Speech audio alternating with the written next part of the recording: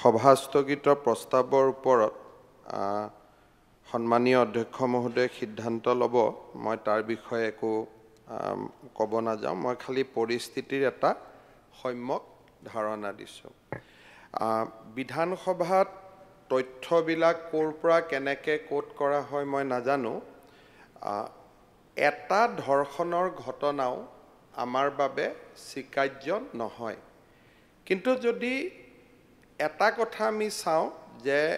population বৃদ্ধি আৰু ধৰ্ষণৰ গোচৰ এই গোটেইবিলাক যদি আমি সম্যকভাৱে বিশ্লেষণ কৰোঁ তেতিয়াহ'লে বৰ্তমান আগৰ বহুত কেইখন চৰকাৰৰ তুলনাত অসমত অপৰাধীৰ সংখ্যা কমি গৈ আছে আৰু সেইকাৰণে NCRB ডাটাৰ ওপৰত যোৱা 3 বছৰ 4 বছৰৰ ডাটাৰ ওপৰত সদনত কেতিয়াবা আলোচনা হওক মোৰ কোনো মই খালি সৰু এটা কথা কৈছোঁ 2014 চনত তৰুণ গগৈ ডাঙৰীয়া মুখ্যমন্ত্ৰী থকাৰ সময়ত অসমত ধৰ্ষণৰ ঘটনা 1980টা হৈছিল শেষ বছৰটোত আৰু যোৱা বছৰত 989টা হৈছে এতিয়া মই কোনো তাত ক্ৰেডিট ল'ব খোজা নাই কাৰণ 900 নাই কিন্তু এটা কথা আমাক বিধানসভাত 1036টা হৈছে বুলি তথ্য দি থৈছে আৰে উত্তৰ প্ৰশ্ন নহয় বিধানসভাত কিন্তু তথ্য দি থৈছে বেলেগকে পৰিৱেশ কিয় নষ্ট কৰে অধ্যক্ষ মহোদয় আপুনি বহক এই উত্তৰটো দিবলৈ দিয়ক কি আছে নাজানো তেখেতে কথা কৈ থাকোতে তো মই একবাৰ উঠা নাই চকীখন চেক কৰিব লাগে তাতে কি আছে তলত এটো মানে মই নাজানো ভাই আমি বিধানসভাত এটা মৰ্যাদাত কথা কওঁ ধৰি ললো 1000 হ'ল মই মানি ললো যে ঠিক আছে 1040টা তথাপিতো অধ্যক্ষ মহোদয় 2014 চনৰ তুলনাত 1980তকৈতো কম হৈ আছে পপুলেশ্যনো বাঢ়িছে কিন্তু এটা কথা ঠিক যে এটা অপৰাধীৰ সংখ্যাও আমাৰ কাৰণে গ্ৰহণযোগ্য নহয় গতিকে ৰেপৰ ক্ষেত্ৰত মই PWD ৰাস্তাৰ লগত কম্পেয়াৰ নকৰোঁ এজনো যদি ধৰ্ষিতা হৈছে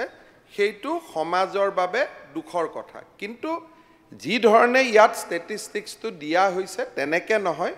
যদি পৰিসংখ্যাৰ ওপৰত ডিবেট হয় তেতিয়াহ'লে আপোনালোকেতো মোক মালা পিন্ধাব লাগিব যোৱা 2 বছৰত নেশ্যনেল ক্ৰাইম ৰেকৰ্ড ব্যুৰোৰ যদি ইয়াত ডেটাৰ ওপৰত কেতিয়াবা আলোচনা হয় আৰু মোৰ কোনো আপত্তি নাই অহা সপ্তাহতো অহাকালিও এটা শ্বৰ্ট মোচন দি দিয়ক যোৱা 3 বছৰৰ ডেটাটো ইয়াতো আৰু মই মেনিপুলেট কৰিব নোৱাৰোঁ it is a official data এটা বিহাৰৰ লগত কম্পেয়াৰ কৰে 3 বছৰত অসমৰ মুখ্যমন্ত্ৰীয়ে চমৎকাৰ কৰিবতো নোৱাৰে ইম্প্ৰুভমেণ্ট কৰিব পাৰে গতিকে যোৱা 10 বছৰত আমি কৰা ইম্প্ৰুভমেণ্টখিনি আৰু তাৰ আগত হোৱা ইম্প্ৰুভমেণ্টখিনি আপোনালোকে ইয়াত আনক আমি আলোচনা কৰিম আলোচনা কৰাততো কোনো আপত্তি নাই কিন্তু আধা পৰিসংখ্যাবিলাক দি থাকিব নালাগে পৰিসংখ্যা দিলে গোটেইটো দিব লাগে অধ্যক্ষ মহোদয় আমাৰ ঘটনাবিলাক কেনেকৈ হয় যেতিয়া শিৱসাগৰত প্ৰথম মাৰুৱাৰী মানুহখিনিৰ ওপৰত অত্যাচাৰ বা এটা সমালোচনা হ'ল মই ৰণোজ পেগু ডাঙৰীয়াক পঠালোঁ যে আপুনি সমস্যাটো সমাধান কৰি আহক এতিয়া বিৰোধী দলপতিগৰাকীয়ে কৈ দিলে যে গোটেই সমাজখনৰ ওচৰত আঁঠু কঢ়াই দিলে এইটো তথ্যৰ ভিত্তি হয় জানো কোনেওতো কাকো আঁঠু কঢ়োৱা নাই ৰণোজ পেগু ডাঙৰীয়া উপস্থিত আছে তেওঁলোকে ঘৰৰ পৰা শৰাইখন লৈ আহিছে কয় আমি সমাজখনৰ ওচৰত আঁঠু কাঢ়িম আঁঠু কঢ়ুৱাই দিয়া কিন্তু হেতুৰ কাৰণে 27টা সংগঠনক এতিয়া নটিচ দিয়া হৈছে প্লিজ হেতুৰ কাৰণে 27টা সংগঠনক কাউন্টাৰ দি থাকে আপনি বহক নিয়া হৈছে আপুনি বহক অধ্যক্ষ মহোদয় এনেকা কৰিলে কেনেকা হৈছে মই ৰিকুৱেষ্ট কৰিছোঁ যে আপুনি আৰু 5 মিনিট সময় দি লিয়ক তেওঁ কথাখিনি কৈ লওক নাই অলৰেডি কৈছে না মোৰ কোনো আপত্তি নাই না মোৰ কোনো আপত্তি নাই কলে উত্তৰটো শুনি লওক না আগতে আৰু প্ৰত্যেকটা কথাত কিয় আপুনি কিবা কৰি থাকে প্ৰত্যেকটো শব্দৰ বিশ্লেষণ চাব বিৰোধী দলপতি ডাঙৰীয়াই ক'লে যে আমি মাৰুৱাৰী সমাজখনক সমাজৰ আগত আঁঠু কঢ়ুৱাই দিলোঁ একজেক্ট সেইটো শব্দই কৈছে যদি আমি মাইকত চাওঁ প্ৰশাসনে তাত থিয় হৈ মাৰুৱাৰী সমাজৰ জ্যেষ্ঠসকলক এটা ব্যৱস্থা কৰি দিছে আৰু যিটো ব্যৱস্থাত তাতে বক্তৃতাখিনি শুনিব আপুনি যিকেইটা সংগঠন 30টা সংগঠনৰ বক্তৃতাখিনিৰ ভিত্তিত এইখিনি কোৱা হৈছে না অধ্যক্ষ মহোদয় তাৰমানে 30টা সংগঠনক বিৰোধী দলপতিগৰাকীয়ে সমালোচনা কৰিছে তেওঁলোকৰ বক্তব্যৰ কাৰণে মই হেতু কথা কোৱা নাই মই যিখিনি কৈছো মোৰ কথাখিনি আপুনি শুনি লওক তাতে যিটো কথা কোৱা হৈছে তা সমস্যাটো হৈছে যে খিলঞ্জিয়াৰ সংজ্ঞা 22 তাৰিখৰ দিনা এই বিধানসভাত কৈছে দিব নালাগে আৰু 5 নম্বৰ 6 নম্বৰ স্যাৰ এই কনফিউজন থাকিলে নিজৰ মতে টুইষ্ট কৰি থাকিব পাৰি পানী হাফ ফুল গ্লাস আৰু হাফ এমটি গ্লাস মুখ্যমন্ত্ৰীয়ে হেতুৱে কৰিব বিচাৰিছে যিখিনি সমস্যা সমাধান কৰিব পাৰি সেইখিনি তেখেতে কৰিবলৈ যত্ন কৰা নাই খালি কথাৰে টুইষ্ট কৰি পেলাই কথাখিনি কৈ আছে প্ৰকৃততে স্যাৰ আগতে শুনি দুখীজনক কিয় শাস্তি দিয়া নহল স্যাৰ আৰক্ষী ইমান বিফল নে 3জন লৰাই খালি আগতে কৰিছিলে তেওঁলোকক স্যাৰ এৰেষ্ট কৰিব লাগিছিল তেওঁলোকক কিয় এৰেষ্ট কৰা নহল সেইখিনি স্যাৰ আমি ইস্যুটো আনিছো ল এণ্ড অৰ্ডাৰ আইন শৃংখলা মুখ্যমন্ত্ৰীয়ে আঁঠু কাঢ়িব লাগে কোনো আঁঠু নহয় সংগত আহিছে যেহেতু সৰকাৰে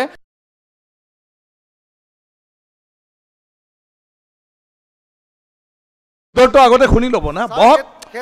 বহক না আপুনি উত্তৰটো শুনি লওক আৰু নালাগে কিয় উত্থাপন কৰি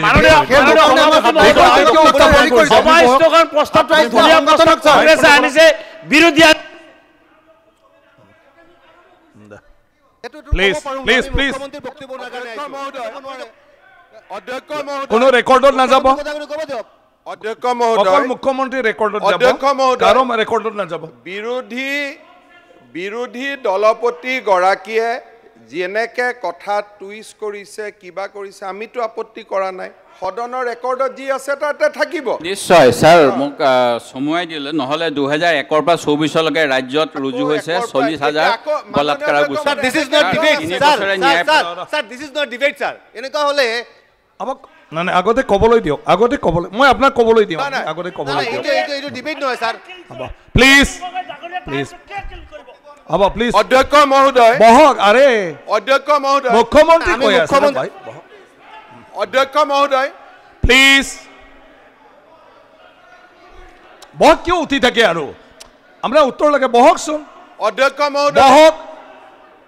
বহক অধ্যক্ষ মহোদয় প্লিজ অধ্যক্ষ মহোদয় সদনত বিৰোধী দলপতিগৰাকীয়ে কথা কৈ থাকোঁতে মই এবাৰো থিয় হোৱা নাই আৰু অখিল গগৈ ডাঙৰীয়াই কথা কওঁতেও মই এবাৰ থিয় হোৱা নাই যদি মই থিয় হ'লে আপোনালোকৰ অসুবিধাই হয় তেলে মোক প্ৰশ্ন কৰিবই নালাগে মই বহি থাকিম এতিয়া জিনক এতিয়া যাওক তাতে আৰু এখন বিধান হ'ব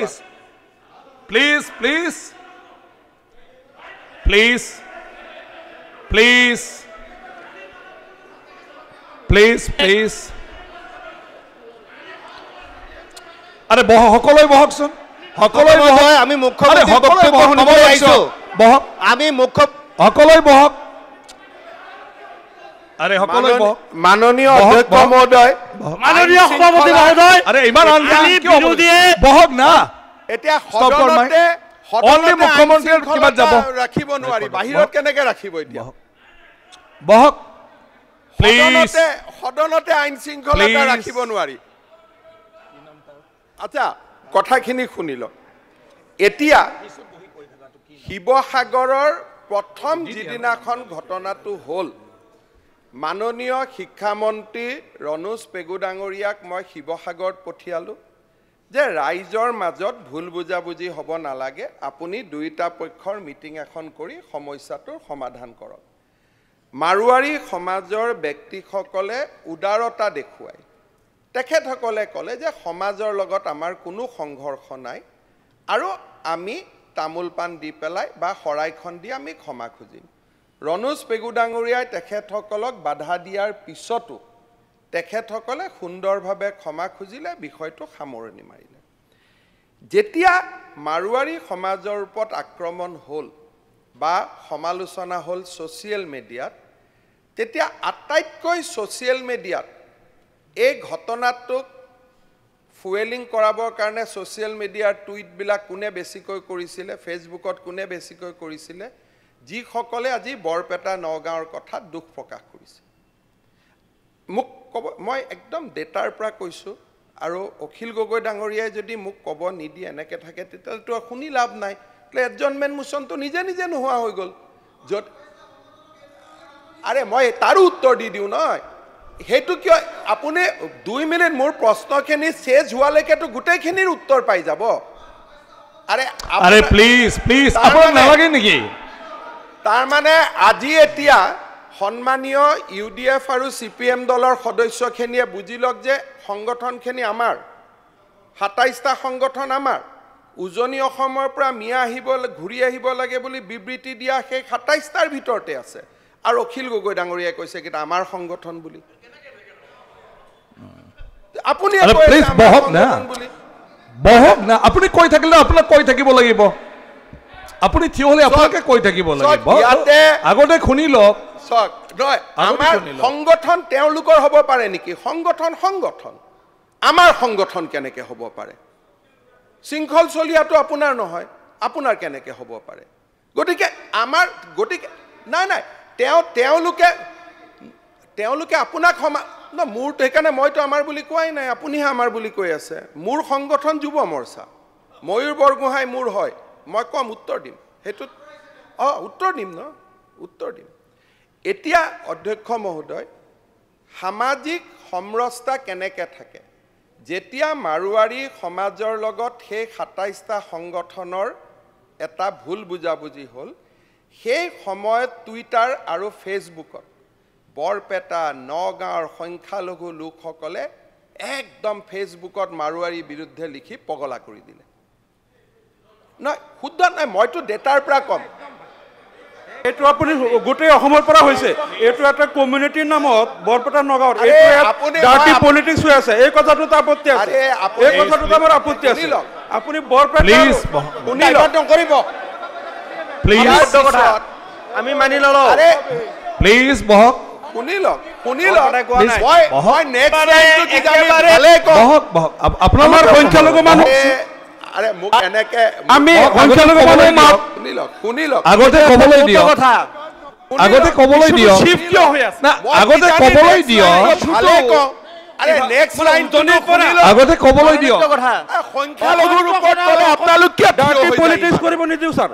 বাপৰে ইমান সংখ্যালঘু আপোনালোকে কবলৈ দিয়কচোন ইস্যুবিলাক যদি শিফট কৰি বাপৰে মানিব লাগিব কবলৈ দিয়ক আগতে কবলৈ দিয়ক বাপৰে আগতে কবলৈ দিয়ক কি কংগ্ৰেছে সংখ্যালঘু বুলি ডিক্লেয়াৰ কৰি দিলে নেকি সংখ্যা গুৰুক নালাগে আচ্ছা কংগ্ৰেছে সংখ্যালঘু বুলি কওঁতে এনেকে সব জপিয়াই দিলে পুৰাটো শুনক অধ্যক্ষ মহোদয় মই এইটো কথা ক'ব খুজিছো নাই আমিনুল সাহেব আপুনি শুনি লওক পিছৰ লাইনটো পিছত ক'ব এজন মই ইয়াতে উঠি মোৰ যদি পুৰাটো শুনে আপোনালোক শান্তি পাব মানুহখিনিয়ে শান্তি পাব যদি ক'ব নিদিয়ে অশান্তি হৈ থাকিব শুনি লওক অসত্য মই কেতিয়াও নকওঁ আৰে আপোনাক প্লিজ শুনক ঠিক আছে তেতিয়াহ'লে ফেচবুকটো অসত্য হ'ব মই কালি আপোনাক স্ক্ৰীনশ্বটবিলাক আনি দি দিম নহয় ৰাতিপুৱা নহয় অধ্যক্ষ মহোদয় যদি মোক স্ক্ৰীনশ্বটবিলাক লাগে ৰাতিপুৱা মই স্ক্ৰীনশ্বটবিলাক দি দিম মই ক'ব খোজা কথাটো হ'ল যে ৰিচিভিং এণ্ডত যেতিয়া আমি সকলো আছোঁ যিটো পক্ষলৈকে গ'ল মাৰিম কেতিয়াবা গ'ল আমালৈকেও আহে সেইকাৰণে যিবিলাক আমি ৰিচিভিং এণ্ডত থকা মানুহ সদায় সংযম যেতিয়া আমি ৰক্ষা কৰোঁ তেতিয়া সব কথা সংযমৰ মাজেৰে চলি যায় মই এইটো কোৱা নাই যে মাৰুৱাৰী যেতিয়া ভালনাৰেবল হয় আমি জপিয়াই পৰোঁ বঙালী ভালনাৰেবল হ'লে আমি জপিয়াই পৰোঁ যেতিয়া মাইনৰিটি ভালনাৰেবল হয় তেতিয়া আপোনালোকে আপত্তি কৰে ভালনাৰেবল সকলো হ'ব পাৰে এইখন অসমত বহুদা বিভক্ত আৰু ইয়াত এখন মাল্টি এথেনিক সোসাইটি আৰে মইতো লওঁৱেই এইটোতো মোৰ আইডিঅলজি আৰে মইতো লওঁৱেই আৰে ভাই অধ্যক্ষ মহোদয় এখেতসকলে শুনিব খোজাই নাই গতিকে শুনিব নুখুজিলে মোৰ কৈ লাভ নাই শুনিব আচ্ছা আপোনালোকে উঠাই কিয় যদি শুনিবই নোৱাৰে নহয় আপোনালোকে যদি মোৰ কথা শুনিব ইমান ভয়ে খায় এই কথাবোৰ আনে কিয় আৰে মানুহ ইমান ভয়াতুৰ হ'ব নালাগে নহয় আচ্ছা এতিয়া আজি আপোনালোকে আজি আপোনালোকে এখন ডাঙৰ জুই লগাই দিলে আচ্ছা আজি আপোনালোকে ইয়াত বহি বহি অখিল গগৈ ডাঙৰে আৰে প্লিজ প্লিজ মই কলো আপুনি যি কৰে কৰক হাউচত কি কৰিব আৰে মই কলো আপুনি মোক মুখ্যমন্ত্ৰী ডাঙৰীয়াই কৈ আছে অলপ শুনক অলপ শুনক কাৰ পৰা শুনিব আপুনি এতিয়া অখিল গগৈ মুখ্যমন্ত্ৰী ডাঙৰীয়াই কৈ আছে অখিল গগৈ ডাঙৰীয়া মই যি বাহিৰত কৈছো এটা হাউচত ক মোক যি কৰে কৰক ৰব আজি আপোনালোকে আৰে মই কলো নো কি কৰিব এতিয়া আপোনালোকে মোক কি কৰিব এতিয়া মই কলো এটা আপোনালোকে কওঁতেতো মই বাধা দিয়া নাই আরে অখিল গগৈ ডাঙৰীয়া না অখিল আপোনাৰ তো উত্তৰ লাগে ন এ 2009 আপুনি শুনকচোন উত্তৰটো মই চাই আহিছো বাদ দিয়ক আপোনাৰ তো উপায় নাই আপুনি শুনিবই লাগিব কি কৰিব আপুনি মোক ক'ব হাউচত মই কাক মাতি আনিম নহয় মুখ্যমন্ত্ৰী ডাঙৰীয়াই কৈ আছে যে মই কাক মাতি আনিম আপোনাৰ কথাটো উত্তৰ দিবলৈ মই যদি উত্তৰ নিদিও কোনে উত্তৰ দিব এতিয়া আপোনালোকক আৰে মই আৰে হে ভগৱান আৰে না এটা কি কৰো মই কলো এতিয়া আপুনি মোক কি কৰিব এক মিনিট না মই আৰে টিভিত চাই আছে না মানুহে আৰ মুকু চাই আছে গতিকে মানুহে গম পাব কোন কাৰ ফালে গতিকে লাইভ টেলিকাস্ট হৈ আছে মইও এনজয় কৰি আছো মোৰ কোনো আপত্তি নাই প্লিজ সাইলেন্ট প্লিজ টিভিত অসমৰ মানুহে চাই আছে মই মোৰ আদৰ্শত আছো গতিকে মানুহে মোক ভাল পাব গতিকে ইয়াত কৰিলে কৈ থাকক একদম প্লিজ আপুনি হৈ থাকক কৈ থাকক মই শুনি আছো প্লিজ আরে কবলৈ দিয়কচোন মাননীয় আরে কোনি কব এটা কথাটো ইয়াতে এক মিনিট মাইনৰিটিৰ ভোটৰ কাৰণে যিমান কম্পিটিশন কৰে কৰি থাকক মইতো তাত নাই আচ্ছা অধ্যক্ষ মহোদয় আজি আপোনালোকে এটা ডাঙৰ কথা ক'লে আজি চক জানি বা নাজানি আমাৰ জনিয়া সমষ্টিৰ বিধায়ক আৰু বিৰোধী দলৰ দলপতি গৰাকী এটা আজি ডাঙৰ কথা ক'লে আৰু আপুনি কি কৈ আছে আৰে মই পক্ষ লম না আপুনি কি কৰিব মই পক্ষ লমেই বাস মই পক্ষ লমেই প্লিজ যি কৰে কৰক না মই লমেই কব দিয়কচোন মই লমেই না কব তো দিয়ক পক্ষ লমেই আরে কি লাগে এতিয়া আরে নহয় মই তাও আৰাম আপোনালোকে যদি নুশুনাকৈ আপোনালোকে মোক ষ্টেটমেন্ট দিবই দিয়া নাই হ'ব কি ডিভাইড এণ্ড ৰুল ঠিক আছে হ'ব একো অসুবিধা নাই এতিয়া আপোনালোক বহিল শুনক আচ্ছা আজি আপোনালোকে কি ক'লে এটা ডাঙৰ কথা ৰফিকুল সাহেবে ক'লে আৰু দেৱব্ৰত শইকীয়াই ক'লে যে লোৱাৰ আসামৰ পৰা মানুহ আপাৰ আসামত যাবই হাৰি কিয় যাব কওকচোন নহয়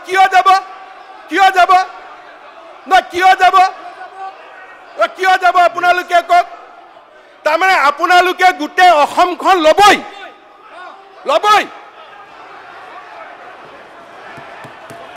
তাৰমানে আপোনালোকে মিয়া মুছলমান মানুহখিনিয়ে গোটেই অসম ল'বই আমিও ল'ব নিদিও হৈ গ'ল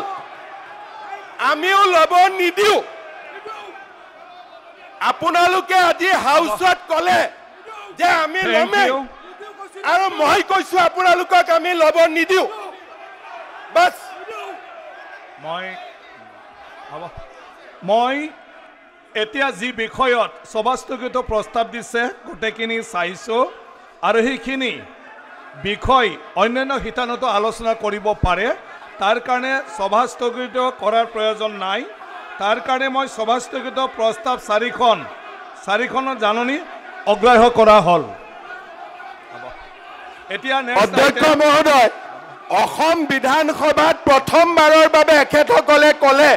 যে মিয়া মুছলমানে অসমখন ল'বই আপনি ভুল কথা রং মেসেজ হ'ব এটা নেক্সট আইটেম আপনি সদায় টুইস্ট করে নেক্সট আইটেম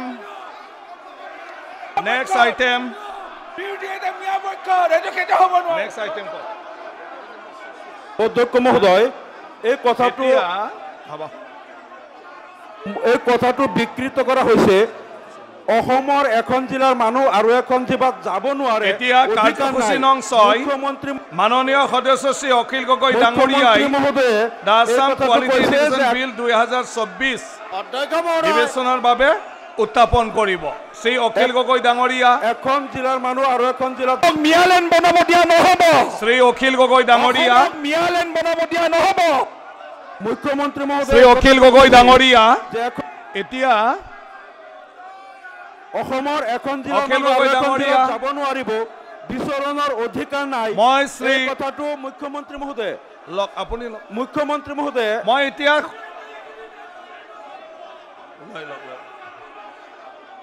এখন জিলাৰ মানুহ আৰু এখন জিলাত যাব নোৱাৰিব মনোনয়ন তালুকদাৰ মুখ্যমন্ত্ৰী মহোদয়ে যে কৈছে নামনিৰ মানুহ উজনিত যাব নোৱাৰে অসমৰ মানুহ অসমত যাব নোৱাৰিব অসমৰ এটা প্ৰান্তৰ মানুহ আনটো প্ৰান্তত যাব নোৱাৰিব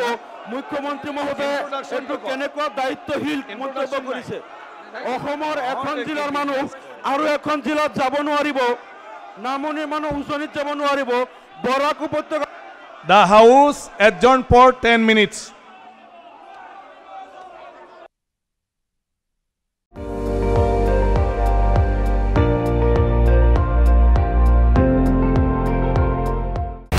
আপুনি চাই আছে ND24 সৰ্বশ্ৰেষ্ঠ নহয় সৰ্বোত্তমৰ দৌৰ